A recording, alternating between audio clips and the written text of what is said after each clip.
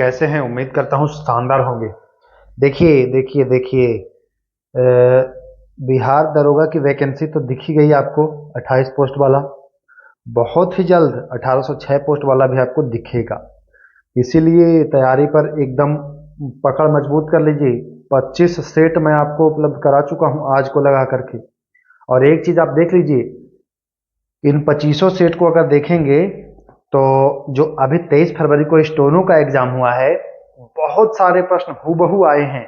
आप स्टोनो का एग्जाम वाला क्वेश्चन देख लीजिए, उसके और हमारे 2500 सेट का जो प्रश्न है उसके, और जो 4 करंट अफेयर का दिया हूं उसमें से भी प्रश्न आ गया है।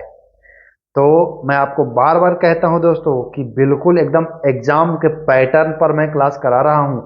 अब आपको प्रूफ की आवश्यकता नहीं होनी चाहिए, आप जाकर के उनको देख लें जो 23 फरवरी को एग्जाम हुआ है, और उसके बाद आप 2500 सेट को देखें।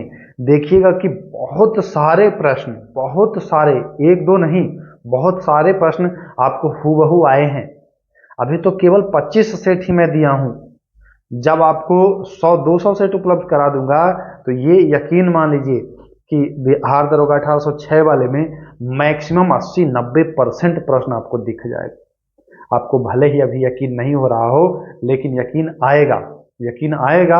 अगर आप पहले से तैयार है तब आपको फायदा होगा, अगर बाद में आप ये वीडियो पाते हैं तो आपको नुकसान होता नजर आ रहा है।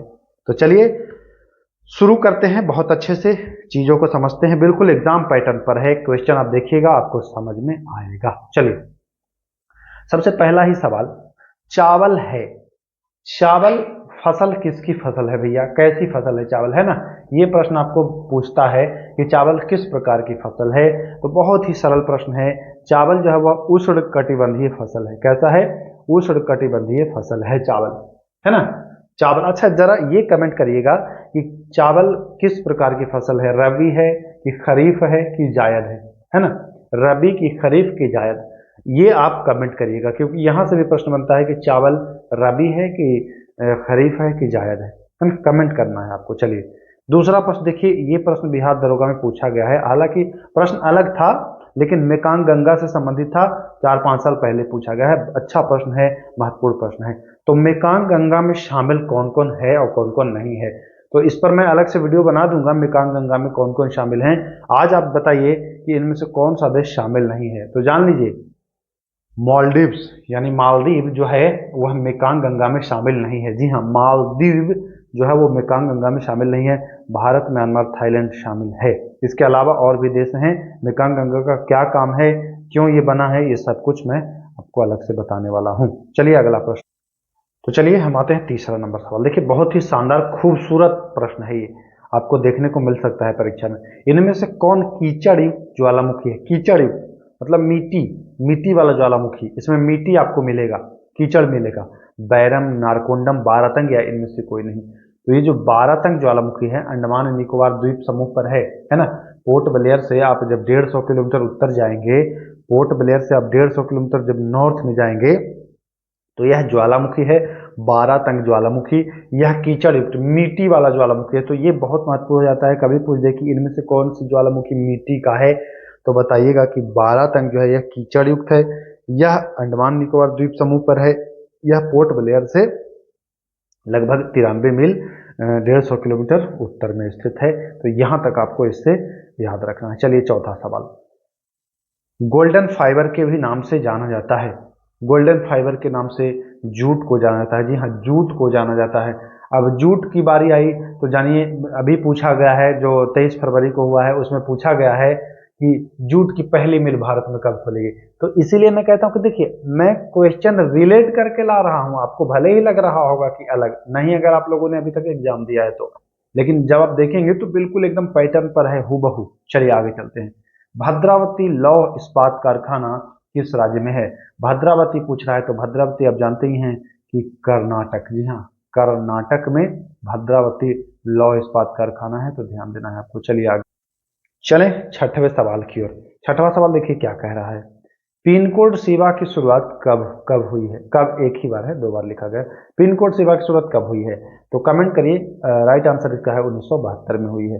चलिए, गंगा सागर द्वीप स्थित है। गंगा सागर द्वीप कहाँ स्थित है? तो यह हुगली, जी हाँ, हुगली नदी के मुहाने पर, गंगा सागर से गंगा मत समझ लीजिएगा, हुगली नदी के मुहाने पर यह स्थित है, तो ये भी आपको ध्यान रखना है। चलिए, ये बहुत बढ़िया प्रश्न है। अफजल खान, इसे शिवाजी ने मारा था, किस राज्य का अधिकारी था? अफजल खान जो था ना, वह बीजापुर का था शासक। कहाँ का था? बीजापुर का अधिकारी था अफजल खान।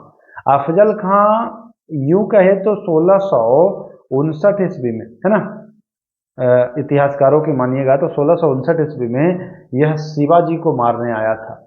लेकिन शिवाजी शातिर थे, चालाक थे। शिवाजी ने भी खंजर लगाया था अपने हाथों में, और उसी से इसको, शिवाजी को हालांकि छुरा घोंप दिया था, बट शिवाजी लोहे का जो कवच होता है वो पहने थे, है ना, इस वजह से वो बच गए। और उन्होंने जो खंजर रखा था हाथ में जो पहनते हैं, उसी से अफजल खां की हत्या की थी शिवाजी। बीजापुर का था, 1659 ईस्वी, ध्यान देना है आपको। चलिए, वर्मा का प्रथम युद्ध कब हुआ था? तो वर्मा का जो प्रथम युद्ध हुआ था वह हुआ था 1824-26 में। ए ऑप्शन सही हो जाए। चले आगे, चलिए, इसका ए आंसर हो जाएगा सही, 1824 से 26, याद रखना है, प्रथम युद्ध की बात कर रहा है। प्राचीन भारत में निष्क नाम से जाने जाते थे, तो सोने का आभूषण और सिक्का निष्क नाम से जाने जाते थे, या स्वर्ण सिक्का, स्वर्ण आभूषण कह लीजिए, सिक्का कह लीजिए। चलिए, महात्मा बुद्ध यानी कि गौतम बुद्ध की बात की जा रही है। यह किस कुल से थे, मतलब किस खानदान से थे? यात्रिक से, मौर्य से, शाक्य से? तो इनके पिता शाक्य गण के मुखिया थे ना, तो शाक्य गण के मुखिया थे, तो भाई ये भी शाक्य कुल से ही संबंधित हो जाएंगे, तो यहाँ भी कोई दिक्कत नहीं है आपको। चलिए, 12 नंबर सवाल। महात्मा बुद्ध को निर्वाण की प्राप्ति हुई थी, निर्वाण की प्राप्ति हुई थी, किस तिथि को हुई थी, कब हुई थी? वैशाख पूर्णिमा, कार्तिक पूर्णिमा, आषाढ़ पूर्णिमा? तो याद रखिए कि बुद्ध, ब से बुद्ध और व से वैशाख, आपको याद रखना है, कभी कंफ्यूजन हो जाए एग्जाम में कि बुद्ध, अच्छा, कंफ्यूजन कार्तिक पूर्णिमा और वैशाख पूर्णिमा में होता है, तो ये ध्यान दीजिएगा, वैशाख पूर्णिमा में इनको निर्वाण की प्राप्ति हुई थी। आप चलिए आगे चलते हैं। 13वां नंबर प्रश्न, सत्यमेव जयते लिया गया है। सत्यमेव जयते कहाँ से लिया गया है भैया? तो मुंडकोपनिषद से, ध्यान दीजिएगा, मुंडकोपनिषद से लिया गया है सत्यमेव जयते। भारत का कौन सा क्षेत्र प्राचीन काल में अवंती के नाम से जाना जाता था? अवंती के नाम से कौन जाना जाता था, कौन सा क्षेत्र? तो है ना, मालवा। जी हाँ, मालवा जो है यह अवंतिका नाम से जाना जाता था। भारत का यह क्षेत्र था जो प्राचीन काल में मालवा के नाम से जाना जाता था, वो अवंतिका, है ना, तो ध्यान देना है।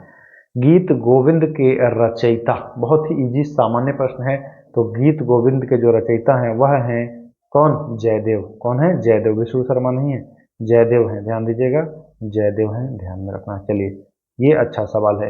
अलाउद्दीन खिलजी के आक्रमण के समय देवगिरी का शासक कौन था?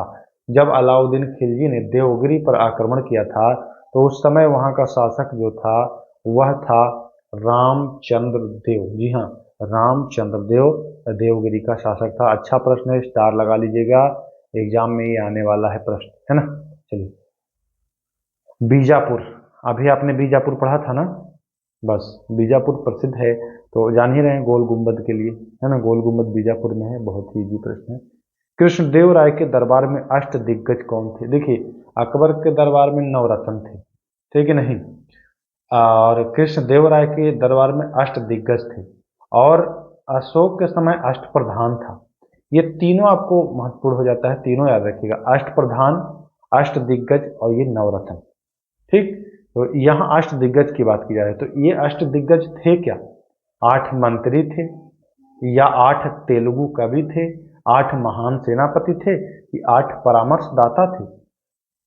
तो यह 8 तेलुगु कवि, जी हाँ, तेलुगु कवि 8 थे जो अष्ट दिग्गज के नाम से जाने गए हैं। कोई दिक्कत नहीं है, यहाँ कंफ्यूजन मत पालिएगा, 8 मंत्री मत मान लीजिएगा, कोई 8 महान सेनापति मार देंगे, कोई तो परामर्शदाता मांग देंगे, लेकिन ध्यान रखिएगा 8 तेलुगु कवि, इनको सामूहिक रूप से मिला था अष्ट दिग्गज की उपाधि, है ना, जैसे अकबर के समय में नवरत्न की उपाधि मिली थी, उसी प्रकार से। 19 नंबर प्रश्न देखिए, रिपीटेड प्रश्न है, ये पूछा जाता है। मात्र एक मुट्ठी बाजरे के चक्कर में मैंने अपना साम्राज्य खो दिया होता, इस कथन को आप किस मध्यकालीन शासक से संबंध करेंगे, है ना। ये प्रश्न थोड़ा सा आपको एक मैसेज भी देगा, देखिएगा, मैं बताऊंगा इस प्रश्न को आंसर बताने के बाद। तो शेर शाह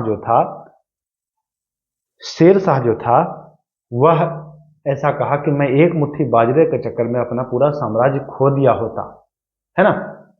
यह शेरशाह का कथन है। अब इसमें एक मैसेज है छिपा हुआ, जरा सा समझिएगा। आप लोग तैयारी करने के क्रम में, चाहे देखिए ये बुरा कोई मत मानिएगा, लड़का हो या लड़की, जब आप तैयारी करते हैं, जब आप पढ़ाई करते हैं तो आप बीच में भटक जाते हैं। अगर लड़का है तो वो लड़की से बात करने के चक्कर में या फिर अपने रास्ते से भटक जाता है, ठीक। दूसरा, अगर कोई लड़की है तो उसे कोई लड़का अच्छा लग रहा है तो वो बात करने के चक्कर में उससे भटक जाता है। तो ये इसी बात को संकेत भी कर रहा है कि देखिए आप भी वही कर रहे हैं। अगर आप लड़की हैं तो बस एक मुट्ठी बाजरे के चक्कर में आप अपना पूरा करियर खत्म कर दे रहे हैं। जो शेरशाह कहा था वो आप पर भी लागू हो रहा है। जब कोई लड़का है, अगर मान के चलिए कि आप किसी लड़की से बात करने में 6 घंटा 7 घंटा देते हैं, क्योंकि देखिए जब बात आदमी करता है ना तो समझ में नहीं आता है कि क्या बात कर रहे हैं, और कुछ भी बात करते ही जाता है 5 घंटा 6 घंटा, पता भी नहीं चलता है वक्त का, है ना। और क्या बात होती है ये भी नहीं पता चलता है। तो यहाँ भी अप्लाई होता है कि आप बस इनके चक्कर में आप अपना पूरा करियर को चौपट कर देंगे। तो ये शेरशाह कहा है, लेकिन आपके लिए संदेश छोड़ के गया है। तो मैं ये नहीं कहता हूँ कि ये बात करना बहुत बुरी बात है, नहीं, बात करें, अच्छी बात है, मिलजुल के रहें, प्रेम से रहें, बट अपने करियर को नजरअंदाज मत करिएगा ना। करियर को नजरअंदाज मत करिएगा, सब कुछ करिए, कोई दिक्कत नहीं है, बट करियर को आप पैरेलल लेके चलिए साथ साथ। हाँ, कि जब भाई अब बात कर रहे हैं तो समय दे रहे हैं तो पढ़ाई पर भी आप उतना ही समय दीजिए, तब सही है। चलिए आगे चलें। भारत में बीमा क्षेत्र किसके द्वारा नियमित किया जाता है? बीमा क्षेत्र, तो बीमा क्षेत्र जो है वह IRDA, जी हाँ, IRDA के द्वारा नियमित किया जाता है, यानी कि ऑप्शन संख्या इसका सी सही हो जाएगा। अगर कभी पूछ दे IRDA का फुल फॉर्म, पूरा नाम, तो बताइएगा insurance regulatory and development authority. जी हाँ, insurance regulatory and development authority. अगर हिंदी की बात करें इसको तो हिंदी भी लिख लीजिए, बीमा विनियामक और विकास प्राधिकरण। जी हाँ, बीमा विनियामक विनियामक और विकास, विकास और भी होगा यहाँ पर ना, और विकास प्राधिकरण, याद रखिए। कहाँ भाग रहे हो भाई, चलिए, हाँ, बीमा विनियामक और ये प्राधिकरण, ये आपको ध्यान देना है। तो चलें आगे, चलिए, बीमा विनियामक और विकास प्राधिकरण, ये आपको ध्यान देना है। चलते हैं आगे हम लोग, ठीक। चलिए, कैसे बात है। FAO का पूरा नाम क्या है? ऑप्शन है फाइबर एवं कृषि संगठन, फैक्ट्री मूल्यांकन संगठन, है ना, और खाद्य एवं कृषि संगठन। तो देखिए, फूड एंड एग्रीकल्चर होगा, यानी कि खाद्य एवं कृषि संगठन होता है इसका पूर्ण रूप, ठीक ना, ध्यान दीजिएगा। FAO का पूरा नाम हो जाएगा खाद्य एवं कृषि संगठन, कोई दिक्कत? तो ये नाम से ही आप पकड़ लेंगे, नाम से आप पकड़ लेंगे, फूड एंड एग्रीकल्चर ऑर्गेनाइजेशन, है ना, ये हो जाता है। तो चलें आगे, चलिए आगे चलते हैं। World development report, world development report किस संस्था के द्वारा प्रकाशित किया जाता है? तो वर्ल्ड डेवलपमेंट जो रिपोर्ट है वह UNDP, क्या, यूनाइटेड नेशन डेवलपमेंट प्रोग्राम, यानी कि संयुक्त राष्ट्र विकास कार्यक्रम, कौन सा है? ए ऑप्शन, देखिए, संयुक्त राष्ट्र विकास कार्यक्रम, इसके द्वारा ये जारी किया जाता है वर्ल्ड डेवलपमेंट रिपोर्ट। ओके, देखिए ये बहुत ही खूबसूरत प्रश्न है, इसमें मैं रेड मार्क किया हूँ, बहुत ही खूबसूरत प्रश्न है ये, मैं पहले आपको कराया भी हूँ इसके दूसरे वर्जन को। मेनिंजस का सबसे आंतरिक परत कहलाता है, मेनिंजस है क्या, है ना, ड्यूरामेटर, एरेक्नाइड या पायामेटर? तो मेनिंजस का सबसे आंतरिक लेयर है वह है पायामेटर। मेनिंजस क्या है? आपके मस्तिष्क को एक सुरक्षा प्रदान करता है कवच। इसमें 3 लेयर होते हैं। इसमें कितने लेयर होते हैं? 3 लेयर। एक लेयर ये, फिर दूसरा लेयर और फिर तीसरा लेयर। ये जो पायामेटर होता है ना, ये मस्तिष्क की दीवार से चिपका होता है, एकदम ये ऐसे सटा होगा, चिपका होगा। यही सबसे आंतरिक परत है। जो सबसे बाहरी है वह है ड्यूरामेटर, और जो मध्य वाला है उसको एरेक्नाइड कहते हैं। याद कर लीजिए, बहुत इंपॉर्टेंट प्रश्न है, 23 नंबर सवाल बहुत ही इंपॉर्टेंट है, आपको ध्यान में रखना है। इनमें से कौन सी हड्डी हाथ की हड्डी नहीं है? तो हाथ की हड्डी ह्यूमरस हाथ की ही है, रेडियस भी है, अल्ना भी है, ये तीनों हाथ की है। बाकी टीबिया, पटेला, फिबुला ये सब जो है ना ये पैर की हड्डी है, फीमर ये सब पैर की हड्डी है, तो ये ध्यान देना है। देखिए ये बहुत बढ़िया प्रश्न है, इसमें भी रेड मार्क दिया गया है। Dark chemical reactions, dark chemical reactions यानी कि प्रकाशहीन रासायनिक अभिक्रियाएं संपन्न होती हैं। डार्क केमिकल रिएक्शन, आप लोग जानते हैं प्रकाश संश्लेषण तो ये केवल सूर्य के प्रकाश की उपस्थिति में ही होता है, ऐसा जानते हैं ना। बट देखिए यहाँ पर आपको डार्क केमिकल रिएक्शन भी, प्रकाशहीन रासायनिक अभिक्रिया, जो प्रकाश न रहे तब भी होता है ये प्रकाश संश्लेषण, इसमें उसको कहते हैं प्रकाशहीन रासायनिक अभिक्रिया यानी कि डार्क केमिकल रिएक्शन। ये अंधेरे में ये होता है, ये ग्रेना में होता है या स्ट्रोना में होता है या प्रकाशहीन अभिक्रिया नहीं होती है कि ये जानकारी अधूरी लग रही है आपको, तो ये जान लीजिए कि यह जो होता है स्ट्रोमा में होता है। कहाँ होता है? स्ट्रोमा में। तो ये बहुत बढ़िया प्रश्न है, स्ट्रोमा ध्यान देना है आपको। प्रकाशहीन जब कहे तो स्ट्रोमा बताएंगे और प्रकाश वाला कहे तो ग्रेना बताएंगे, कोई दिक्कत नहीं। चलें आगे, बिल्कुल चलिए चलते हैं। शरीर की प्रतिवर्ती क्रियाओं का नियंत्रण केंद्र है, शरीर की प्रतिवर्ती क्रियाओं का जो नियंत्रण केंद्र है वह कौन सा है? तो वह है मेरु रज्जु। जी हाँ, शरीर की प्रतिवर्ती क्रियाओं का जो नियंत्रण केंद्र है, कंट्रोलर है, वह है मेरु रज्जु, आपको ध्यान में रखना है। चलिए ये बहुत बढ़िया प्रश्न है, दिमाग लगाइएगा, आंसर बता दीजिएगा। इनमें से कौन आयोडीन युक्त हार्मोन है? इंसुलिन, थायरोक्सिन, एड्रेनलिन और टेस्टोस्टेरोन, है ना। कौन आयोडीन युक्त हार्मोन है? देखिए थोड़ा सा इसमें कॉमन सेंस लगाना है। आपको पता है ना कि आयोडीन की कमी से थायराइड होता है, बस इतने में आप आंसर पकड़ लेंगे। आयोडीन, थायराइड, बस थायरो आप याद आएगा, आप समझ जाए कि हाँ हाँ हाँ हाँ थायराइड वाला था, तो थायरोक्सिन युक्त हार्मोन है। ओके, कोई दिक्कत नहीं ना। चलिए अब हम लोग आते हैं प्रश्न संख्या 28 के ऊपर। देखिए 28 नंबर प्रश्न क्या कहता है, आते हैं 28 नंबर सवाल पर। 28वां सवाल कह रहा है कि स्त्रियों में रजोनिवृत्ति के पश्चात किस हार्मोन का उत्पादन नहीं होता है? रजोनिवृत्ति के पश्चात की बात कर रहा है ना, कि रजोनिवृत्ति। अच्छा पहले ये जान लीजिए कि रजोनिवृत्ति होता क्या है। तो महिलाओं में प्रत्येक महीने उनको पीरियड आता है ना, पीरियड आता है। तो होता क्या है कि एक आयु होती है, उम्र होती है, सामान्यतः ये 45 से 55 वर्ष के बीच होता है कि उनमें ये पीरियड आना बंद हो जाता है ना, पीरियड आना बंद हो जाता है। तो उसी को रजोनिवृत्ति कहा जाता है। जी हाँ, मेनोपॉज उसको अंग्रेजी में कहते हैं, मेनोपॉज या रजोनिवृत्ति हिंदी में कहते हैं, जो पीरियड का उनका आना बंद हो जाता है। तो पीरियड आने बंद होने के बाद एक हार्मोन है जो रिलीज नहीं होता है, और रिलीज नहीं हो पाएगा तो फिर वो मतलब प्रजनन करने में सक्षम नहीं होंगे। तो वही पूछ रहा है कि कौन सा हार्मोन जो है वह रजोनिवृत्ति के बाद बंद होता है, तो वो है प्रोजेस्टेरॉन। नाम याद रखिएगा, प्रोजेस्टेरॉन जो है वह पीरियड बंद होने के बाद ये हार्मोन का स्राव भी बंद हो जाता है।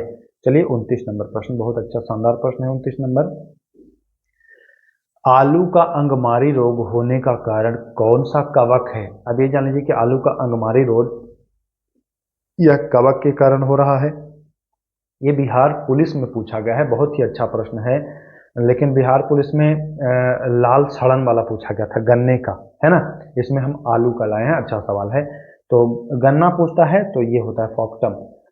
आलू का पूछता है तो आलू का होता है सोनलाई। जी हाँ, अल्टरनारिया सोलनाई, यही नाम है, नाम याद रख लीजिएगा, अल्टरनारिया सोनलाई। यह आलू में अंगमारी रोग होने का, अलमारी नहीं, देखिए ये अलमारी लिख दिया गया है, अंगमारी है, अंगमारी, ठीक। तो ये ध्यान देना है आपको। चले आगे, चलिए। कार्बन मोनोऑक्साइड निम्नलिखित में से किसे प्रभावित करती है? कार्बन मोनोऑक्साइड जो है यह प्रभावित करती है आपके रक्त की जो ऑक्सीजन परिवहन, जो ऑक्सीजन को इधर उधर ले जाने की जो क्षमता होती है उसको प्रभावित कर देती है। बस के अचानक चलने पर उसमें बैठे यात्री पीछे की ओर गिर पड़ते हैं, एक उदाहरण है। एक बस है, बस में आप बैठे हैं, बस का चालक अचानक चलाता है तो आप पीछे की ओर धपक जाते हैं, यह किसका उदाहरण है? तो विराम का जो जड़त्व है उसमें कहता है कि जो जहां है वहीं रहना चाहता है ना। जब आप यहाँ बैठे हैं तो आप यहीं रहना चाहते हैं, अचानक बस जब चल जाता है तब भी आप यहीं रहना चाहते हैं, लेकिन बस चूंकि आगे बढ़ जाता है आप पीछे सीट से टकरा जाते हैं। तो ये चीज आप जान लीजिए, विराम का जड़त्व होगा इसमें, ऑप्शन नंबर ए सही हो जाता है। चलिए वायु शक्ति में ऊर्जा का कौन सा रूप विद्युत ऊर्जा में परिवर्तित होता है? तो वायु शक्ति में भाई कौन सी ऊर्जा है? तो वायु में गतिज ऊर्जा है ना, वायु में गतिज ऊर्जा है, वही गतिज ऊर्जा तो विद्युत ऊर्जा में परिवर्तित हो जा रही है। तो जी हाँ सर, बिल्कुल सही आपने बताया, गतिज ऊर्जा ही इसका आंसर हो जाएगा। चलिए प्रश्न संख्या 33 अम्ल वर्षा के संदर्भ में कौन सा कथन सही है? मतलब कि सही कथन कह रहा है कि अम्ल वर्षा। तो अम्ल वर्षा में जो सही कथन है वो सर्वाधिक मात्रा पूछ रहा है, तो H2SO4 की सर्वाधिक मात्रा हो जाती है अम्लीय वर्षा में, है ना। H2SO4 की मात्रा हो जाती है, इसमें ध्यान रखना है। चलिए, अभी हाल ही में करंट का प्रश्न है ये, अभी हाल ही में जापान चांद की सतह पर पहुंचने वाला कैवा देश बन गया है? जापान भी चांद पर पहुंच गया है, और जापान है जापान, है ना। जापान जो है वो चांद पर पहुंचा है। देखिए 5 लेटर है इसमें, 3 और 2 5, तो पांचवा याद रखिएगा। जापान 5वें नंबर पर है चांद पर पहुंचने वाला। किस देश ने सार्वजनिक स्थान पर बुर्का पर प्रतिबंध लगाने की घोषणा की? बुर्का जानते हैं ना, जो मुस्लिम महिलाएं होती हैं, तो अक्सर आपने देखा होगा कि वो ब्लैक कलर का या फिर किसी भी कलर का, अब तो वो बना लिए हैं, तो वो पहनती हैं, है ना। अपने खाली आंख उनका दिखाई देगा, बाकी पूरा शरीर उनका ढका रहता है, बुर्का। तो वो बुर्का पर प्रतिबंध लगा दिया गया सार्वजनिक पैलेस पर। मतलब आप ऐसे जा सकते हैं अपने शादी ब्याह जो भी अपना काम करिए, लेकिन सार्वजनिक प्लेस जैसे कि आप बैंक में जा रहे हैं, ठीक, तो वहां आपको बुर्का उतारना पड़ेगा। या आप वैसे सार्वजनिक जगह जा रहे हैं जहां भाई सब कोई है, तो वहां आपको उतारना पड़ेगा। सार्वजनिक पैलेस होना चाहिए, ये नहीं कि प्राइवेट जगह पर, नहीं, सार्वजनिक पैलेस पर। तो ये आपको ध्यान देना है। तो यह कौन सा देश किया है? तो स्विट्जरलैंड। कौन सा? स्विट्जरलैंड, याद रखना है। चलिए, अच्छा सवाल है।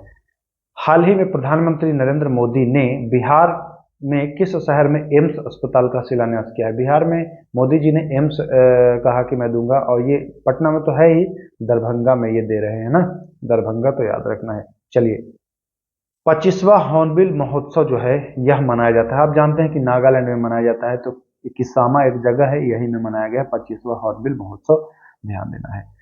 अंतर्राष्ट्रीय निशानेबाजी खेल महासंघ ने किसे ISSF जूनियर विश्व कप 2025 की मेजबानी किसको दिया है? अंतर्राष्ट्रीय निशानेबाजी ने किसे दिया है? 4 ऑप्शन है, श्रीलंका, भारत, जापान और कोरिया। तो ये जान ही रहे हैं कि आपका अपना ही भारत जो है वह करेगा इसकी मेजबानी।